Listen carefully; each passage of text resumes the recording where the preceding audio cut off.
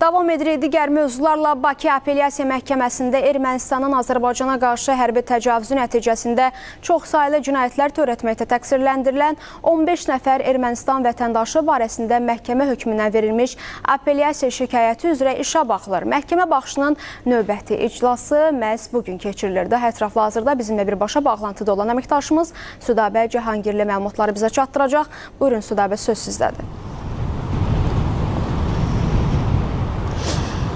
Hər vaxtınız xeyirli olsun. Bəli, bu dəqiqələrdə Bakı Apellyasiya Məhkəməsində məhkəmə prosesi davam edir və iclasda dövlət ittihamını müdafiə edən prokurorlar çıxış edirlər. Çıxışlarda təqsirləndirilən şəxslərin apellyasiya şikayətləri üzrə səsləndirdiyi dəlillərin əsassız olduğunu bildirirlər və onlar vaxtilə Ermənistanın Azərbaycanın ərazilərinə təcavüz etməsi və bu təcavüzkar müharibə nəticəsində eyni zamanda Azərbaycanın suveren ərazilərini işğal altında saxladığı zaman ölkəmizə və xalqımıza qarşı törədilmiş çoxsaylı cinayət faktlarını qeyd edirlər və bildirirlər ki, bu cinayətkar birliyi hansı ki Ermənistan dövləti tərəfindən yaradılmışdı və eyni zamanda onun dəstəyi ilə cinayətkar birliyi çoxsaylı cinayət əməlləri törədirdi.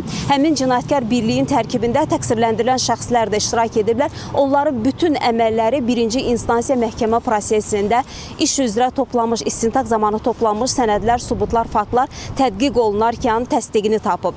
Və çıxışlarda da qeyd olunur ki, onların hər birinin əməlləri üzrə birinci instansiya məhkəməsində geniş və açıq şəkildə araşdırmalar aparılıb, tədqiq olunub.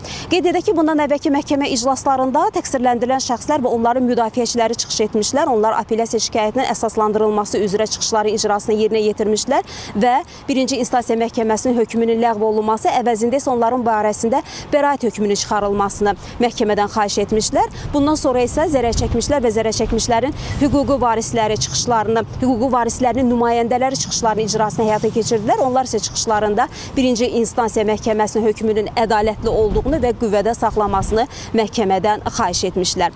İclas bu dəqiqələrdə davam edir və biz xəbərlərin növbəti buraxılışında digər məlumatları da tamaşaçıların diqqətinə çatdırmağa çalışacağıq deyərək sözü yenidən mərkəzə, studiya ötürürük.